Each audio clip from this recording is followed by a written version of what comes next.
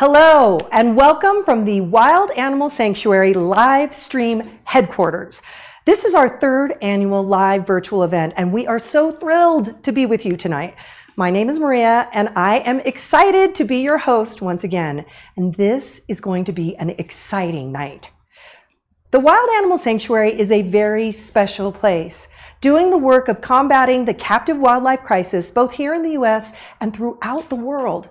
It is home to hundreds of animals who honestly wouldn't be alive and thriving without it.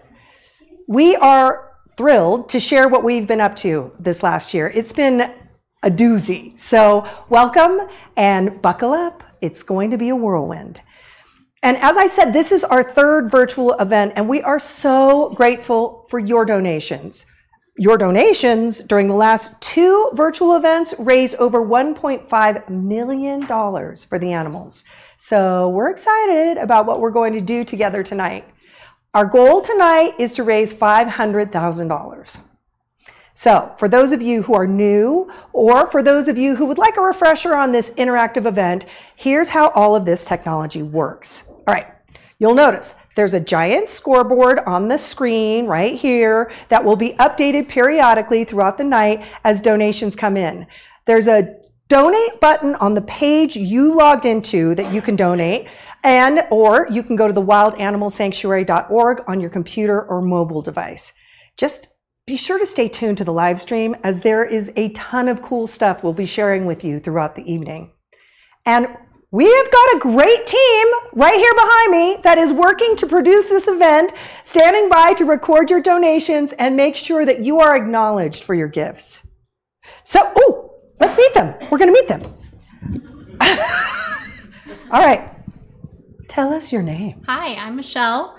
And what are you doing here, Michelle? What is your thing? I'm working on the thermometer. So as you can see, it's not always constantly going up with the donations. That's why we make sure all of them come in are accounted for. And then I send it. And as you can see, it updates the thermometer. Ooh, look at that. Already we're off to a good start. So thank you for your work. And what is your name? Hi, Maria. I'm Skylar. Hi, Skylar. What's your shtick? What are you doing? What's my shtick? Well, every time someone enters a big donation, I'll be logging it in, and up on the screen you can see an animated picture of your lovely name and then a lovely animal that can be all yours. You know, adoption with Amy. So Yay. Yeah. So you can adopt your own animal. Anyway, thank you everybody. It takes this many people to make this all work. So, all right, on with the show. When I said that this last year was a doozy, I wasn't kidding. The Wild Animal Sanctuary has been answering the call to save the lives of captive wild animals in distress for over 40 years. Yet never before has this commitment to caring for animals in need been so strongly called upon than this year. And as always, the Sanctuary and you, our supporters, rallied to the cause and made it possible to save hundreds of lives. If you've been following the Sanctuary on social media, you've probably seen that since last year, we've nearly doubled in size through the addition of the Wild Horse Refuge in Craig, Colorado, bringing the total number of facilities in our Sanctuary network to 4. We'll be hearing reports from each of our facilities. So I'm going to send you over right now to the brand new Wild Horse Refuge, where we've got Austin standing by to share a bit more. Austin? Hey Maria, thank you so much. This is an amazing event. It's a little cold out here, but can't complain. This is a beautiful, beautiful place I'm at right now. Now, quick history lesson. Several years ago, the state of Colorado reached out to the Sanctuary asking if there's anything that can be done for the hundreds of wild mustangs being rounded up and auctioned off. Well, the Sanctuary answered that call as well. In a year and a half of looking for the perfect piece of land to house these majestic creatures has landed us here at the Wild Horse Refuge. 22,500 acres of heaven on earth with these beautiful wild mustangs, of which there's nearly 100, and more rescued horses coming soon. So I am so excited and honored to introduce to you the Wild Horse Refuge.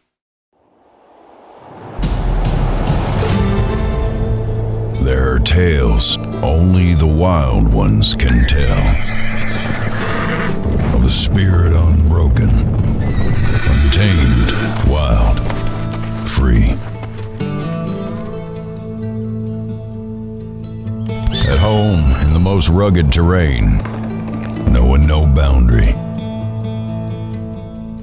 Where speed and strength and room to run are the only things that matter. Oh, the spirit of the wild boils hot in these veins. Yet it seems as the world gets a bit more crowded, a bit more busy, a bit more covered in concrete and fence, there seems to be less and less wilderness for these wild ones. The ones who call Colorado's roughest spaces home. So they found their freedom fenced up, hemmed in by bars, rounded up and corralled, their spirit bound tight by no choice of their own. Until today.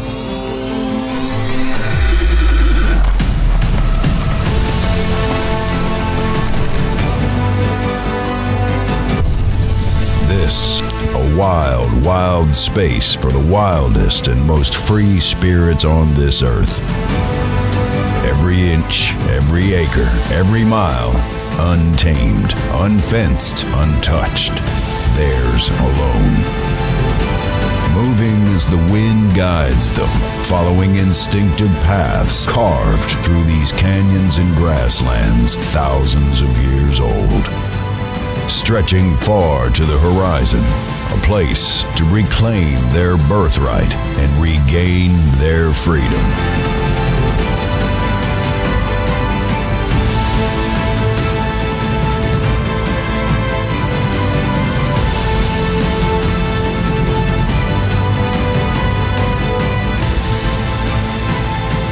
It's time for them to regain their freedom.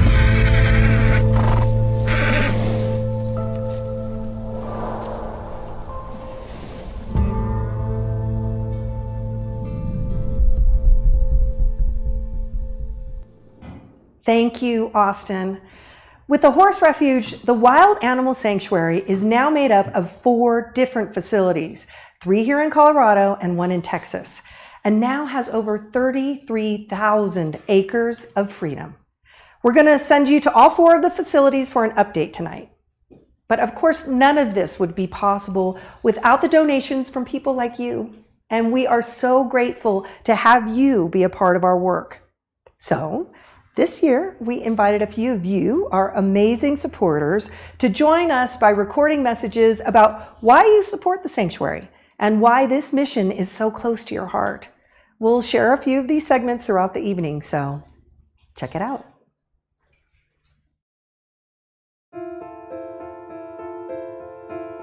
Well, why do I support the Wild Animal Sanctuary? Why do I support the Wild Animal Sanctuary? I support the sanctuary because of the meaningful work that they do. Really, it's a special place. It's a very special place. These animals are going to have the most wonderful lives for the rest of their lives. They're going to be loved and secure. They're never going to be hurt again. I am never not doing something for the sanctuary. I drag race. I have one of the tigers, Pearl, on my race car. Supporting the sanctuary's mission has added another purpose to my life. It gives me satisfaction knowing that I am, making somewhat of a difference, no matter how small. We are all joined together by this cause and this mission. The fact that there is such a community that supports the sanctuary, it's actually part of what makes it so special for me. Knowing that I'm giving it to the kind of people that really do something with the money and they do care. That just makes my heart so warm. I wish I could win the lottery so that I could give them more. I just want to keep going on and on. Just go on their website and see all the great photos that they have and great stories they have to tell. There's no other place like this in the whole world. Hi, my name is Dee. My name is Barbara. Hi, my name is Joe. Hi, I'm Nancy from Northern California, and I support the Wild Animal Sanctuary. The Wild Animal Sanctuary. The Wild Animal Sanctuary. And the Wild Animal Sanctuary, 100%. Rock and roll!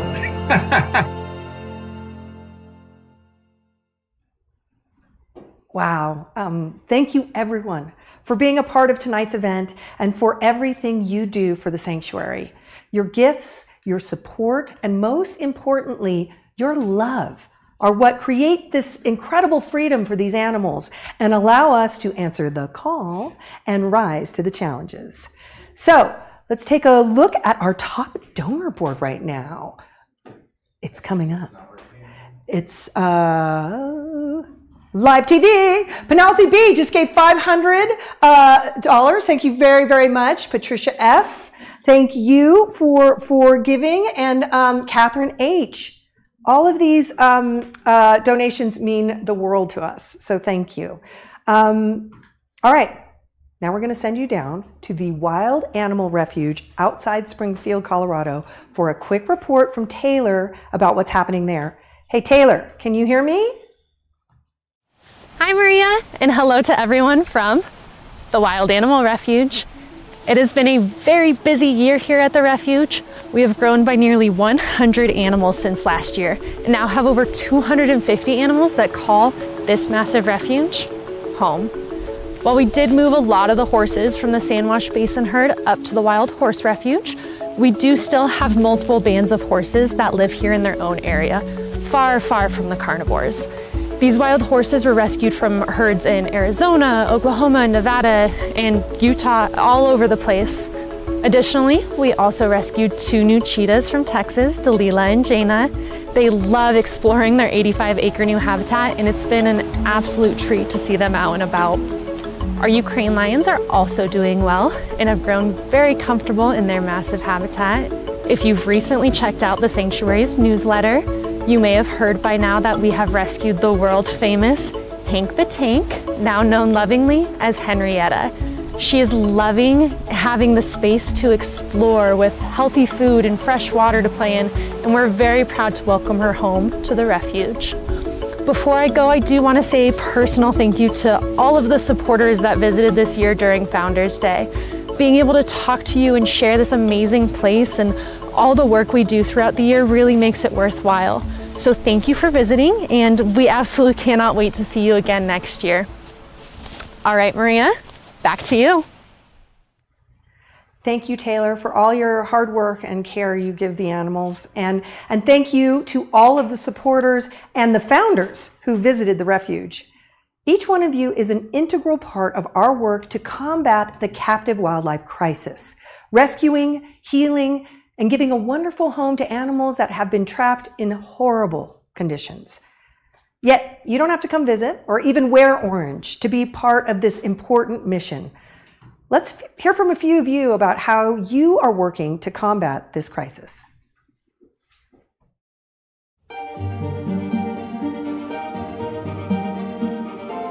Rescuing animals is an absolutely monumental task. There's such a variety of animals. The word needed to get out there that this was happening.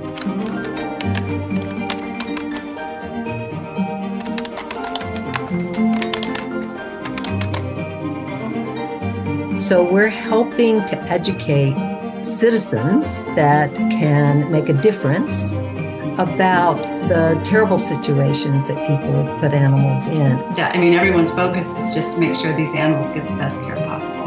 Help them try to understand where those animals came from, see where they're at now.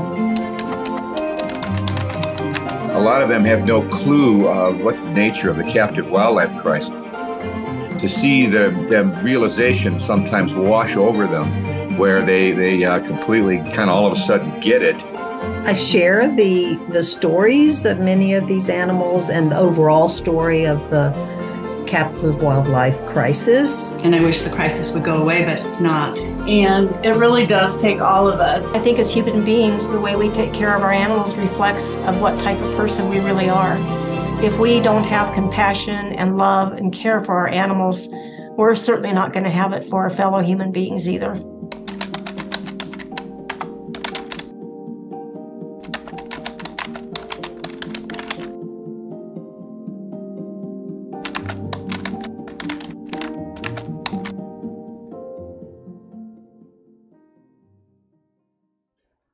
You all are amazing. It's so impressive to see the combined power we have when we work together to inspire those around us with this mission. And of course, thank you to all of you who are donating tonight. As you can see, we have already raised $100,000, over $100,000 tonight. We've got some donations pouring in. Karen E., thank you for your donation. Patricia K., being a big hitter, thank you very much for that. But all of you, Debbie, Karen, Betsy, Kathy, thank you all. Each gift tonight is meaningful and important, and we are so grateful for your help. So that was checking in with our donations. The Sanctuary is now the world's largest network of animal sanctuaries, with 3 in Colorado and 1 in Texas. All 4 of our facilities provide homes, healing, and such incredible love to animals in need. So I promised you would hear from all 4 facilities, so let's keep the tour going. I want to send you even further south to Michelle, who's standing by at our Texas facility. Michelle, hello, are you there? Hi, Maria, and hi, everyone. My name's Michelle. I'm the director here at the Wild Animal Sanctuary, Texas. So here we are home to 69 animals currently. We have tigers, bears, wolves, and smaller animals such as birds and coatimundis. Something really cool about our habitats here is that they are nice, large, and forested. So these animals have plenty of room to climb trees, walk through their meadows, and forage naturally for foods. Another really cool thing about the Texas facility is that we are right next to the Dallas-Fort Worth International Airport. That is great when it comes to international rescues because they can be brought to the airport for a staging area. We can go over, we can pick them up, and we can bring them to our other 3 facilities for their permanent forever home. In May 2020, we became a part of the Wild Animal Sanctuary Network. And since then, we've been looking to make improvements just left and right anywhere we can. We have brand new freezers, new sorting areas for donations. We're always looking at making sure that the animals' habitats get bigger and better. And we're constantly looking at ways to expand and get new space, more space for all of the animals because they deserve absolutely everything that we can give them. We currently have 7 full-time staff members here that are always taking amazing care of these beautiful animals. And we're actually really excited to give you guys all a look of what we're doing here at the sanctuary.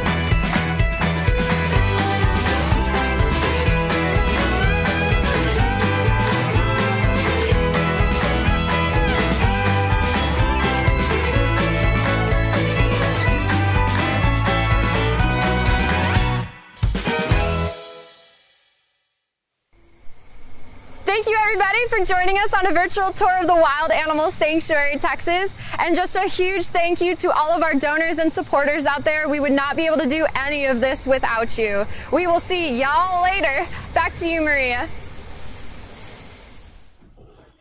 Thank you for the Texas report, Michelle. Wow, those trees and the hills, it all looks like paradise for those bears and all the other animals. Keep up the great work.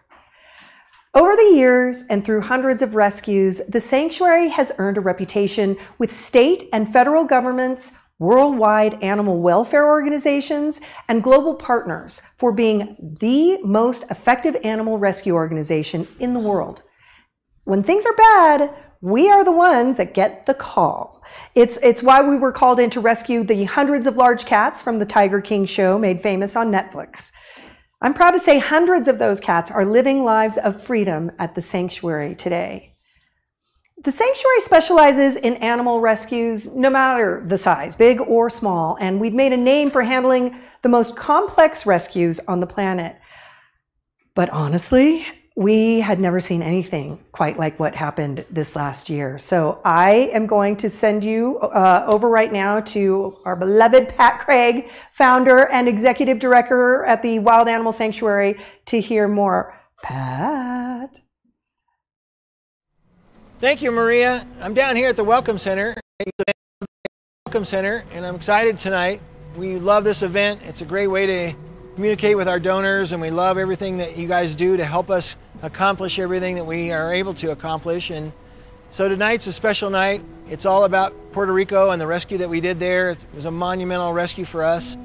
You know, we received the call from the Department of Justice back in February of this year, and it was a surprise call.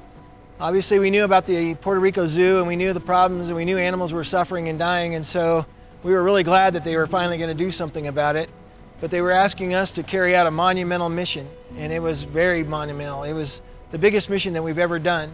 Obviously, it was an island. We were going to have to do a lot of work to get the animals off. But anyway, we have a rescue story that we want to show you. But before we get to that, I just want to say that, you know, things like this rescue and all the things that we do are really made possible by supporters. So when you watch this show, just make sure you realize how important it was that you ended up helping us to accomplish this rescue. And hopefully you'll enjoy seeing it.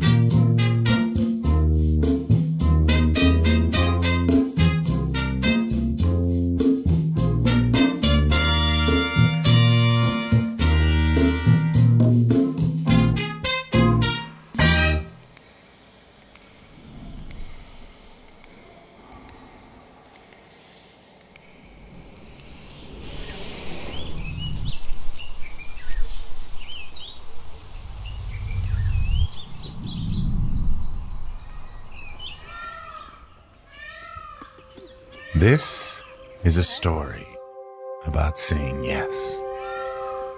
Yes to whatever comes. Being willing to be our commitment, even in the face of tremendous adversity. Seeing the gap, making ourselves fit no matter the cost. When the call came to remove over 350 animals from the Juan Rivera National Zoo in Puerto Rico, we knew we simply had to go. When you look at these beautiful creatures, it's impossible not to be moved. Such magnificence, such splendor, each one a unique testimony to Mother Nature's creative genius, expression, each shape, each form, each color perfect, innocent, yet trapped behind bars for the entertainment of others who've long since disappeared, caged in spaces not of their choosing, starving, hoping for life in a room with little hope. These aren't the type of animals the sanctuary is known for rescuing. Not anything we've really prepared for. A monumental task, an impossible task. A call that could have easily been ignored. Yet this entire organization, the people, the thousands of supporters, the movement has been built on decades of doing exactly this. Seeing the need. Seeing our place to help, and then diving in and doing what we know we must do, because it's what we were put on this earth to do. And so we went.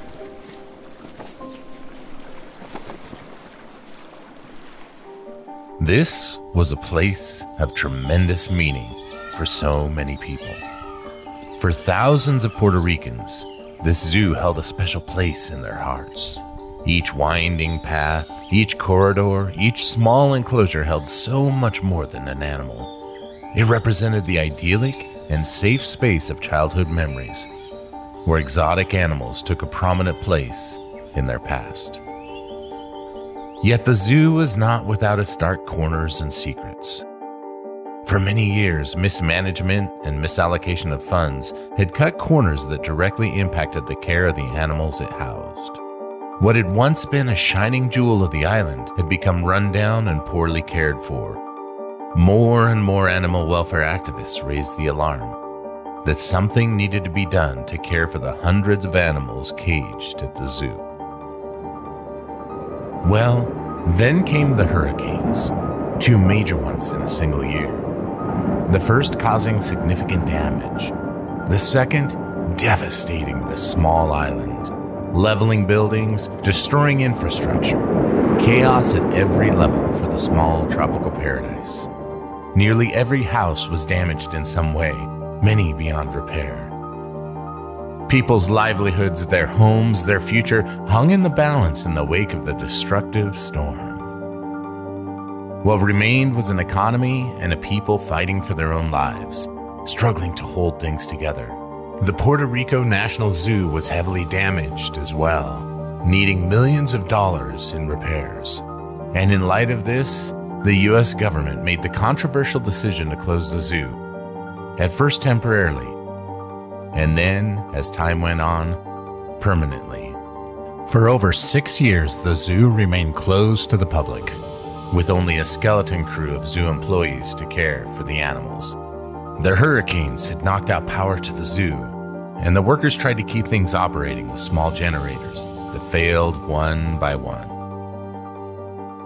Soon, the zoo was reclaimed by nature, became overgrown with vegetation, fences damaged, handrails and exhibits sagging. Animals in cages sweltered in the stifling heat with no fans to cool their concrete homes. Yet many in the community responded with tremendous fervor, requesting that the animals stay on the island. There was one animal in particular that captured everyone's attention: Mundi, the enormous elephant. She was the symbol of the zoo, the animal that everyone who visited as a child remembered. People believed that as long as Mundi remained on the island, the zoo would stay in Puerto Rico. And so some in the community rallied around keeping Mundi in place, doing whatever they could to stall or halt the rescue. Organizing huge protests on social media, plastering the outer walls of the zoo with signs decrying the rescuers. Some even broke into the compound and were arrested for trespassing, doing whatever they could to slow or hamper the progress being made. Yet not everyone on the island thought keeping the zoo open in Puerto Rico was a good idea. Animal lovers and welfare agencies in the community recognized the pain each animal was experiencing and demonstrated their support of the sanctuary and its mission to save each precious life. This was always going to be a tricky political situation, but it also had to be done very quickly. Time was of the utmost importance. Animals were dying almost daily, and so once it was decided the Puerto Rico Zoo was going to be closed and the animals were going to be removed, the Wild Animal Sanctuary sprang into action as quickly as possible.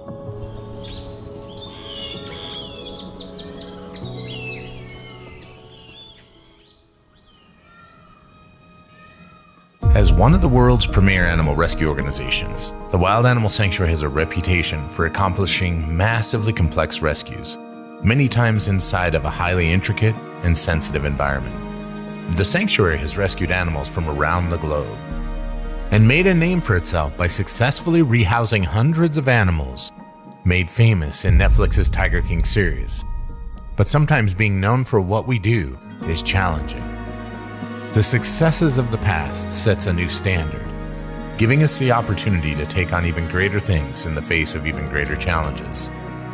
Relocating 700 animals from the Juan Rivera Zoo in Puerto Rico, locating homes for these dozens of different species with other sanctuaries and refuges would be a monumental challenge. And many times throughout the rescue, homes were secured right as they were needed, with not a moment to spare. Initially, a team of veterinarians and sanctuary medical specialists traveled to Puerto Rico to inspect and test the animals, getting accurate data on which animal was able to travel. What they saw was overwhelming. Animals in horrible health, some unable to walk, many malnourished, unable to stand, unable to eat, dying. As veterinarians went throughout the island, stabilizing those that could be saved, it was clear this was going to be a massive, massive task. The sanctuary staff began coordinating the rescue with other sanctuaries, the Justice Department, and the Puerto Rican government. A massive airlift would require gigantic planes capable of transporting larger animals like the elephant, hippos, and rhino.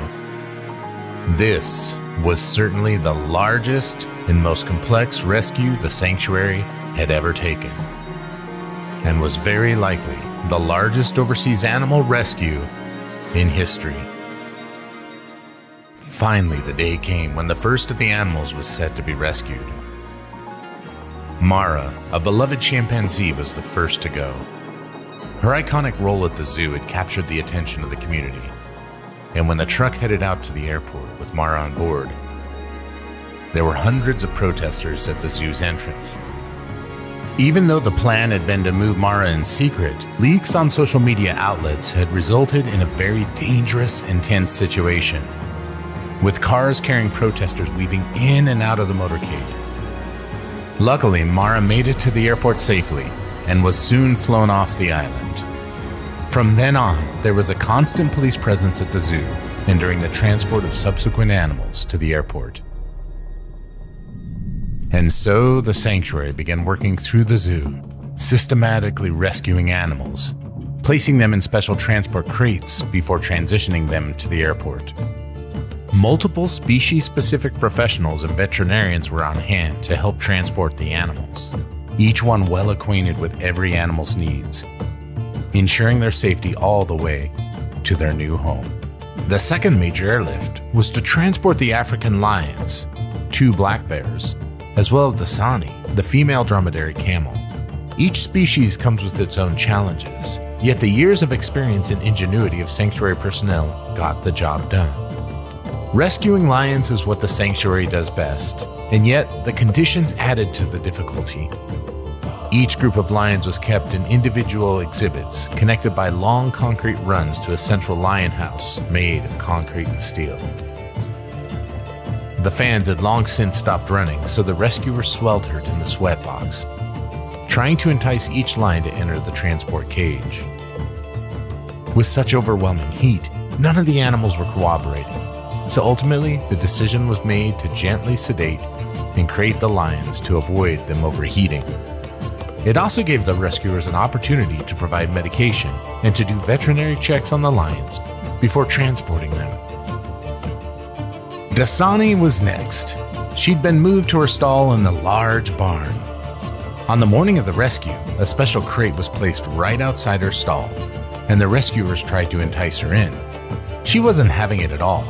Well, at least until a bucket of carrots was produced. Within minutes, Dasani was on her way, happily munching on her goodies. Next was Mikey, the feeble old black bear that was nearly blind. His cage was deep down the jungle, separated a bit from the main zoo. Mikey couldn't see, but luckily he still had his sense of taste. The sugary syrup and gummy worms were exactly what was needed to entice him to start his journey. As the animals were rescued and their crates were loaded, additional trucks were entering the compound, carrying massive crates for the megavertebrates, the hippos, rhino, and of course, Mundi the elephant. Gigantic cranes were used to sling the crates into position, and from then on, all of the larger animals would be fed exclusively in their crates to help them grow accustomed.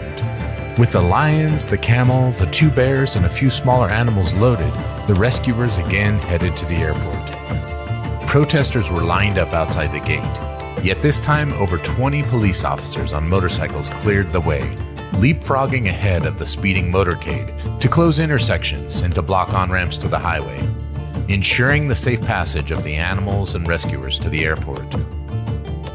Soon, all the animals were on board and headed to the Wild Animal Sanctuary in Colorado. When they arrived, they were placed in small temporary enclosures where they would receive medical treatment and be given time to acclimate to their new environment before being released into larger habitats that would soon become their forever home.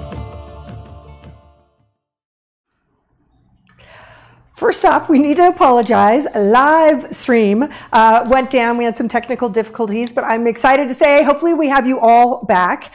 And just wanted to do a couple shout outs. Daniela K giving $2,500. We all love you at the sanctuary. Everybody was like, oh, Daniela K. So thank you for that. And Karen L just taking a huge stride for us with the $22,000 donation. So thank you, thank you, thank you.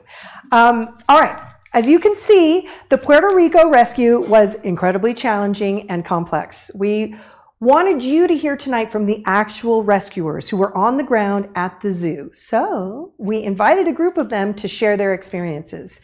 And here they are.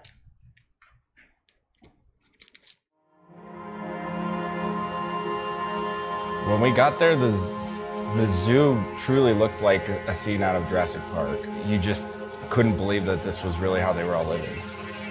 Overgrown trees and branches and everything tearing stuff down. The waters were disgusting, like you couldn't even see animals in the water. Just the oppressive heat and the sound. I mean, it was muddy. It was muddy and it just looked all just torn down. And I was surprised to see that some of the fences and the structures and stuff were dilapidated and broken. And they were held together by twine. There was literally baling twine holding together a lot of them. There was no shelter for some of the animals. You just had a crazy amount of animals that that's how they lived. They just made their own habitats, basically. I think that's what the craziest part of this whole thing is, that all the different species that we had to deal with. These are just the lucky ones, right? Because how many died before we got there? I just know it was one of the hardest things I ever done in my life. So sad. It truly was the most mind-blowing experience. We're there for days in preparation, and then all of a sudden loading day comes and you can't load ahead of time because of the heat out in Puerto Rico. So everything is prep. All right, now it's loading day. We've got 6 hours to load 80 animals. Because it was a dungeon where the lions were constantly inside. It was so dark and humid and hot. And so we had lifted the gate, the drop gate, and Lee's up there holding it for like an hour. Like it was 110 degrees on the ground, and then she's up on top of the cage and she's just like sweating. I think you're so focused on like the task at hand, what you're doing, getting them out of that situation. I think probably my favorite was the bear, because he was just being such a sweet, agreeable old man. He loved, what was it we brought for him? The Fruity Pebbles syrup. Yeah. He loved that, and Oreos. And then even better if you dipped the Oreos in the Fruity Pebbles syrup. I had to catch an owl and it just flew into my chest. And I just went like this. I was like blown away how like calm, like you did it really well catching those birds. We were catching these really large king vultures, and they're huge. And I was the first one in. I had the carrier. Well, one of them got really mad and decided the second I walked through, it was coming for my face. They did us the great pleasure of moving the spider monkeys to this room where they had like 30-foot tall ceilings and netting. So now the spider monkeys can climb on the ceilings with no problems. And I'm not that tall. The Barbary sheep all at once just like rush into one corner and then rush into the other. Yeah, one of them had a baby that Monica and I found the night before, or the day before, and it wasn't nursing, so then we'd have to catch the mom to help the baby nurse. A few of us had this orange netting and we were trying to like corner her. So I was like, okay, I'm gonna catch her. Like if she's coming at me, I'm gonna do what I can to catch her.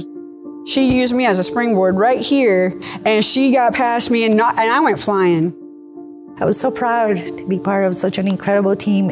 And I know it's hard, and I know it's not easy, and I know there's really hard days. But then you start seeing the videos and the stories and remembering these moments, and then you're just like, this is what I'm here for in this world, you know, making a difference, so. John and I are the camera crew that, documents, this amazing work that the Sanctuary does, and being a part of this amazing team and being there with them it really just hits you hard in the heart. Like animals' lives that we get to see completely transform. Really, it's the end result that makes it all worth it. To take them from that place and get them out here and watch them grow, that's just been so rewarding and so glad that I got to be a part of it. So.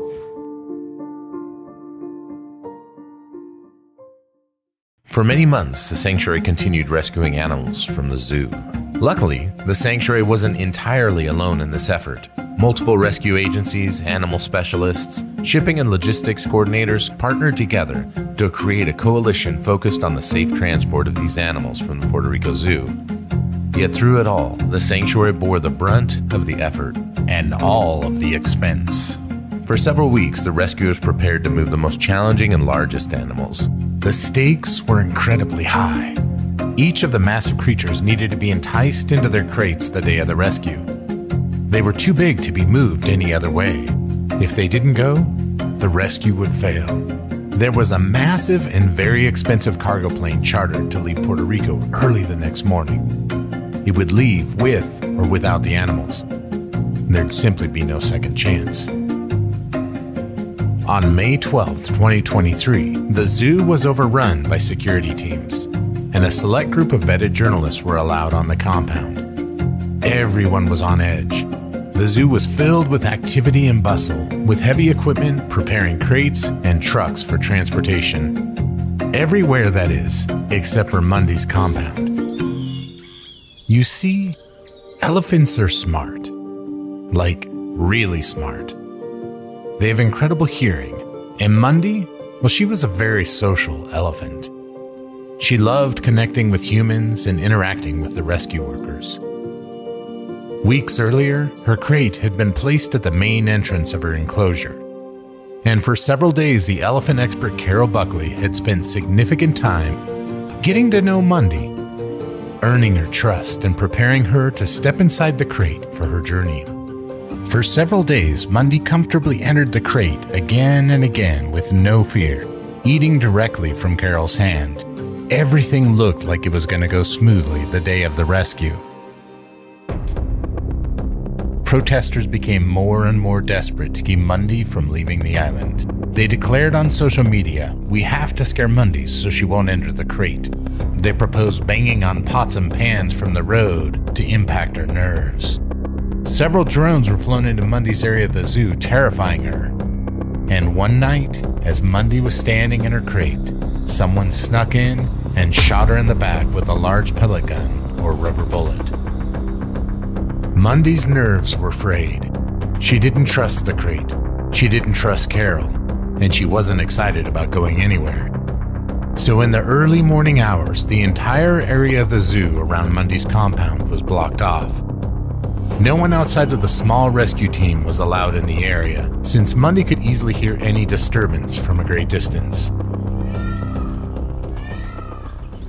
As Carol worked throughout the day with Mundy, other teams of rescuers began preparing to capture the hippos and rhino in their crates. The hippos had been closed in their feeding area, and 2 custom-made crates were placed end-to-end in the muddy yard, so that when they left, they'd have to exit through the crates. The far end of the crates were open so they could see daylight. A sanctuary rescue worker climbed on top of the crates, ready to drop heavy steel bars into place once the hippos were in the crates, hoping they'd hold until the permanent crate doors were closed. Reporters and onlookers surrounded the hippo compound, and then the gate was opened. After a few moments of hesitation, first one, and then the second hippo climbed into the crates, and within moments, they were secured. The crates were then lifted out of the compound to be loaded on the waiting trucks. Felipe was next, the gentle and giant rhino. He'd grown very fond of his crate, and not only entered it to eat the food that was presented there, but actually spent most of his day hanging out in the shade. Getting him in would be no problem. Getting the crate secured, however, would be much more of a challenge. Rhinos are strong, and Felipe had the ability to break the temporary bars that would hold him until the crate door was closed. Sanctuary personnel and veterinarians hid out of sight as one of his trusted feeders presented him with some new tasty treats. Once Felipe came inside, the team sprang into action, dropping the temporary bars into place, scrambling to get the crate door closed as Felipe struggled. And then finally, it was done. and Felipe and the hippos were parked in the shade where they were given food, continually monitored, and sprayed with cool water. Through all these hours, Carol continued working with Mundy, trying to entice her into the crate.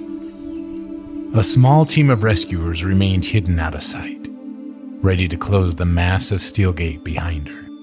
It would take at least 3 strong men to move the gate, and for hours they waited, hiding, hoping Mundy would step inside. Yet the crate was emotionally tied to the intense trauma of the memory of the night she was shot in the back. Hours and hours passed. Nothing. Mundy would periodically step her feet into the crate, reaching out her long trunk for the food Carol held. Yet she'd never go any further than just putting a foot inside. She could smell the men hiding out of sight and reached her trunk around to see if she could feel them. As the day wore on, the tension heightened, and Mundy could feel the emotions and stress around her.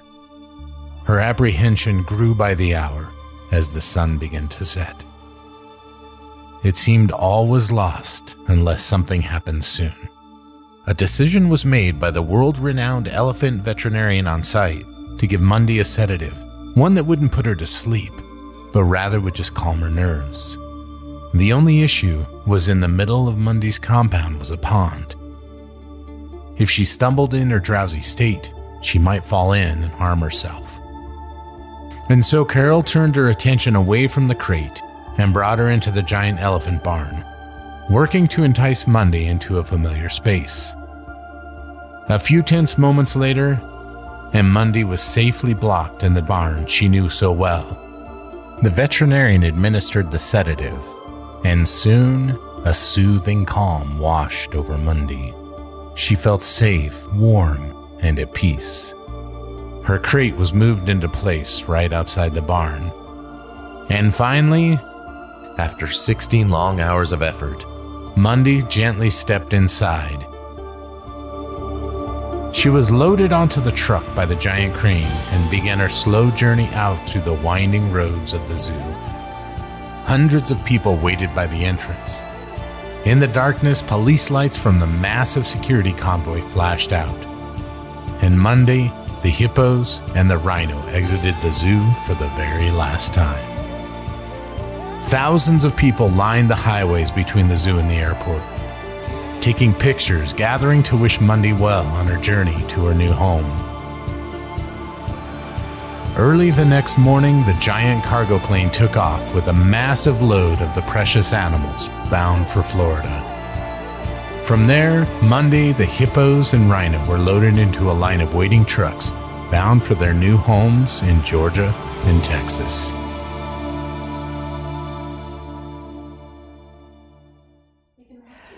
That is an incredibly huge undertaking. That is just so exciting to watch.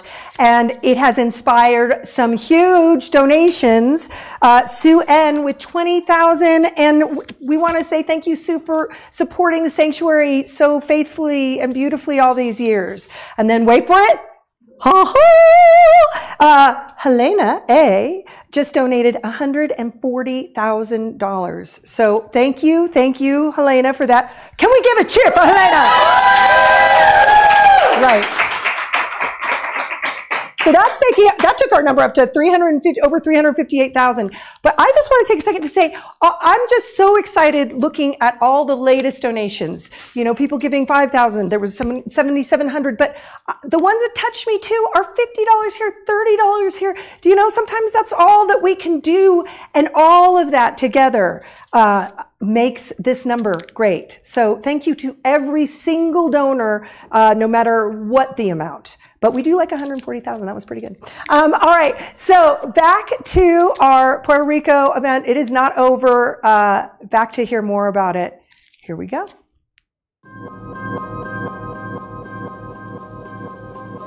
The relief in getting Mundy and the other large animals off the island was palpable.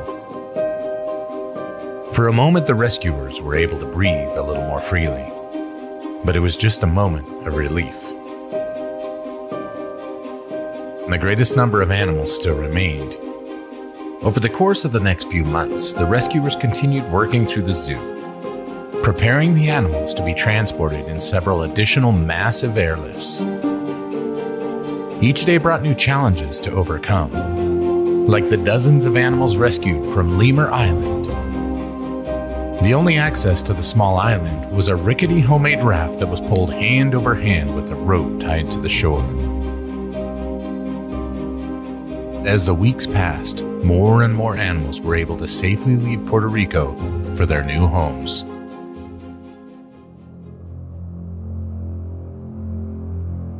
To add to the complexity of the main rescue, the Puerto Rican government had also requested the sanctuary be responsible for the removal of hundreds of animals from a detention center in Cambalache, about 3 hours away. Once intended as an animal rehabilitation center, the detention center had soon become a holding place for exotic animals who'd been removed from homes or suffering from disease were confiscated by authorities. Hundreds of monkeys, alligators, caimans, snakes, birds, and turtles were crammed into the rusted and rotting prison and lived out the rest of their lives in dirty squalor. The conditions were horrible, and little care was given to the animals that lived and died there. Each cage was overcrowded and desperately inadequate to house the animals. As the sanctuary began the process of removing the animals, it became clear that this alone would represent a monumental and heart-rending task. Plywood boxes were opened, each containing hundreds of massive snakes, intertwined and writhing like something out of a horror film. Rhesus monkeys, infected and dangerous to the rescuers, threatened the safety of everyone on the site. And then there was the pool. A small concrete child swimming pool dominated the center of the compound, its murky water obscuring what lay beneath it. As rescuers began to explore the pool to see if any animals were contained within its depths, they made the horrifying discovery that over 50 caiman called it home. They, along with many turtles, were stacked on top of one another all the way to the muddy depths. They'd been surviving by consuming the arms and legs and bodies of one another. The entire bottom of the pool was covered in more than a foot of mucky sludge, of bones and remains of those who hadn't survived. For nearly 8 hours, the rescuers worked tirelessly, dredging the pool and methodically removing caiman, alligators, giant turtles from the depths. Snakes were gently entangled from the plywood boxes, and crate after crate were loaded into the trucks for transport to the main zoo. All told, over 350 animals were removed from the detention center, massively increasing the number of animals the sanctuary was responsible for.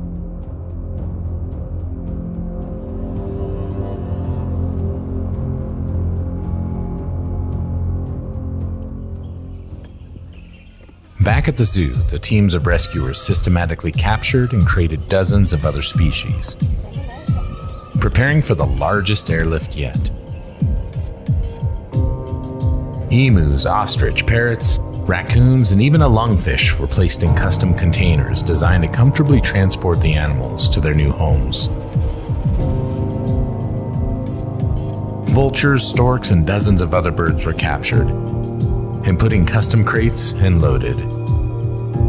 Disease and infection for both the animals as well as the rescuers remained a constant threat, and health and safety protocols were implemented, sometimes requiring rescuers to wear hazmat suits or create bioprotection protocols.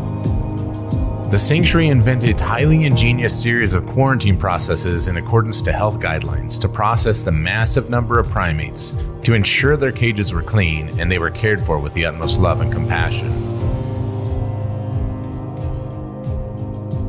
Soon the parking lot of the zoo was covered with hundreds of crates containing over 296 animals.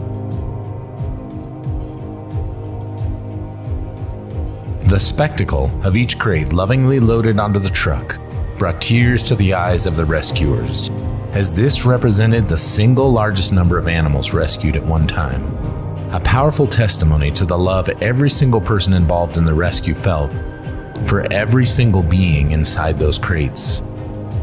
Soon, every crate was loaded on the trucks and the convoy headed out once again, bound for the airport. Police officers again cleared the path, closing intersections and providing safe passage for the animals and rescuers to the airport. Upon arrival, forklifts transitioned the larger animals and crates to the loading dock. Employees from the shipping company, sanctuary personnel, airport personnel, and even law enforcement officers all pitched in as well, carrying the smaller crates with snakes, caiman, birds, turtles carefully across the pavement to the loading dock. The crates piled higher and higher on the loading dock, bearing tremendous witness to the monumental tasks that had just been accomplished, and moments later were quickly loaded into the air-conditioned plane. Over the course of the next few weeks and months, the sanctuary mopped up the final few animals left on the island. And then one day, it was all over. The rescuers boarded the last plane out of Puerto Rico, headed back home to Colorado.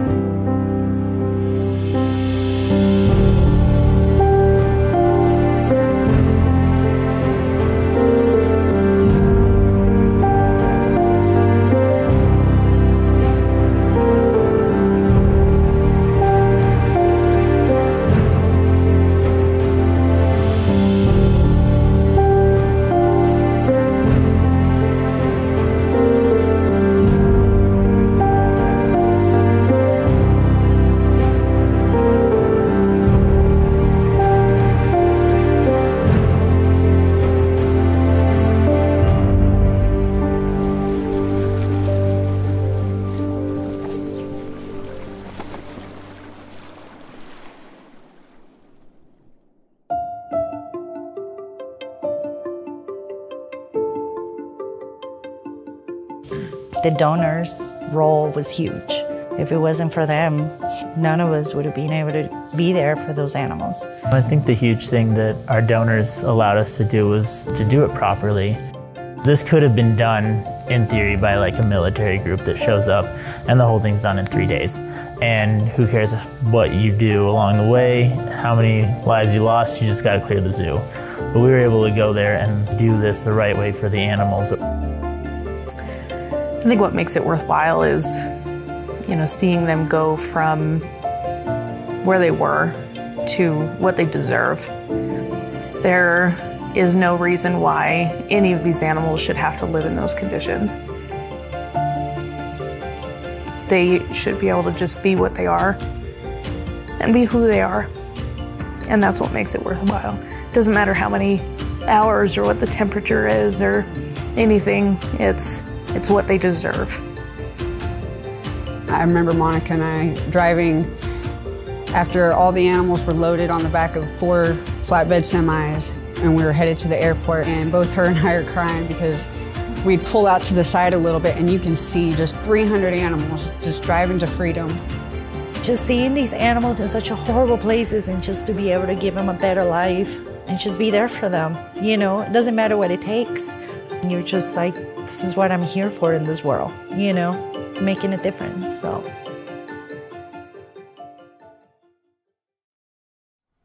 Wow, just watching that again is amazing to even me, because we were there for so many weeks working so hard, and everybody just really put their heart and soul into that rescue. And of course, as you could see, it was a monumental task. It involved so much time and money and effort by everybody. You know, we don't take on rescues that we can't do. Obviously, we can do all the work that you saw that us accomplish. It was the largest rescue we've ever done, and obviously your donations helped us get there, but at the same time, you know, we used every ounce of what was given to us to accomplish it, and thankfully the support that you did give us got us through the mission, but at the same time it left us more or less empty in the sense of our normal reserves that we do keep for the next rescue.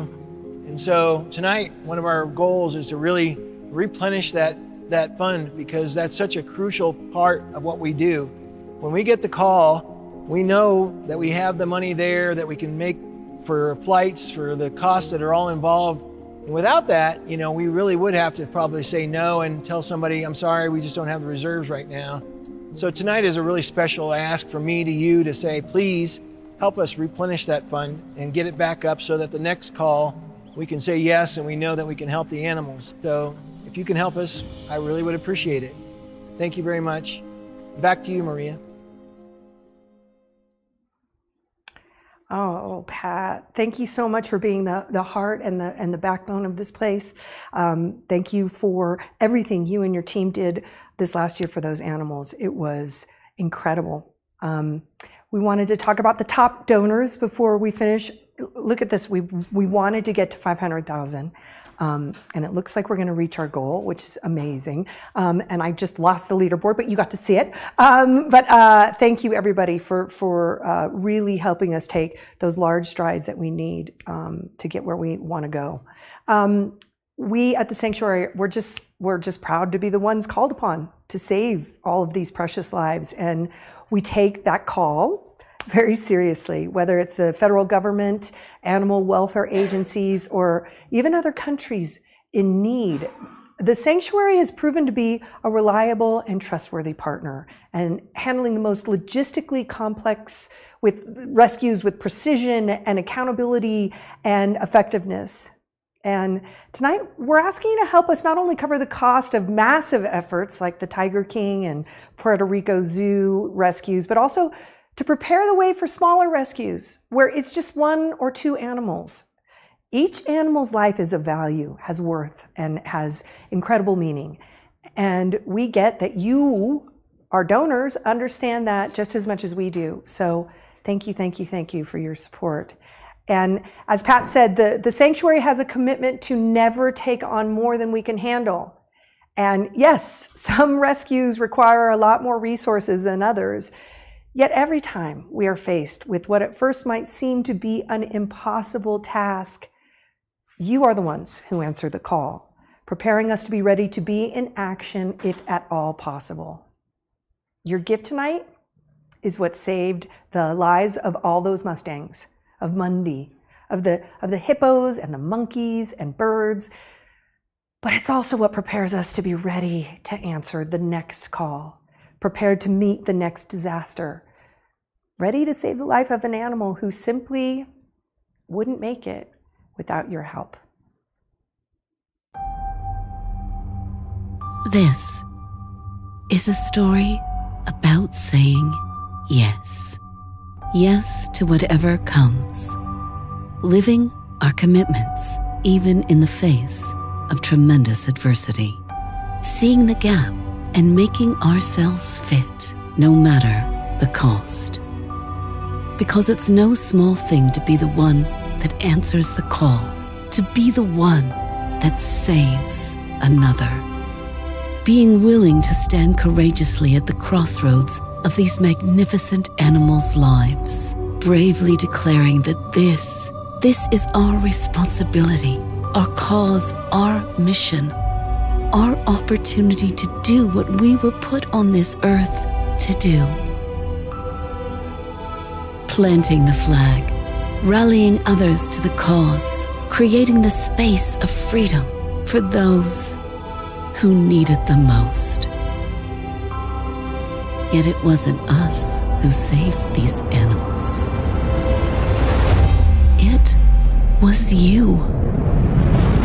We firmly believe that animals are here with us.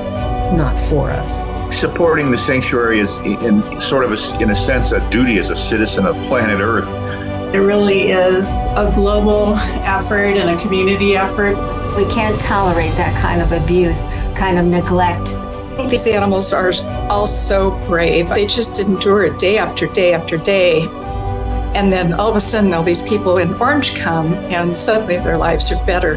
To see them experience that joy of not being confined anymore and to walk on the grass and to have the fresh air. I think it's such a privilege to be able to watch these majestic creatures do whatever they want to do. It's always a humbling experience when they look into your eyes. It's amazing to me. You can almost see the smiles on the animals' faces. They're just being the way they should be. I'm struck that I am breathing the same air that these animals are. We need help from everyone. We're not funded by anyone other than you and me and anybody who comes to visit. It goes beyond the wonderful animals that are there today to hopefully preventing ever having to rescue any more animals. The real question in my mind is, how can you not want to support something as special as the Wild Animal Sanctuary? I'm sorry, I get all emotional about it, but anyway, it's given me more satisfaction to be a part of the Wild Animal Sanctuary than anything else I've ever done.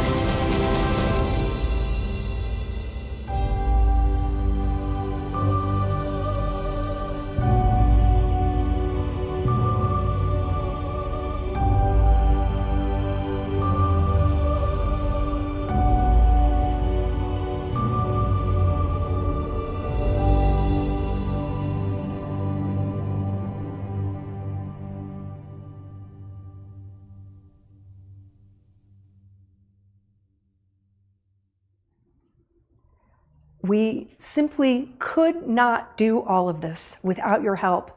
Thank you, thank you, thank you for everything you are doing, both tonight and throughout the year, to help us combat the captive wildlife crisis and to help us prepare for the next call. Your gifts tonight and in the days to come are what save these animals' lives today and long into the future. And this last year, you helped save over 700 lives. You are amazing, and we thank you, and we are honored to stand beside you. So we're going to keep the live stream going for the next hour or so you can have a chance to help us meet our goal. As you can see, we have raised $427,799. Let's get that number up, and let us again thank our top donors. Let's see our board if we can. Thank you to everyone so much, and have a wonderful night.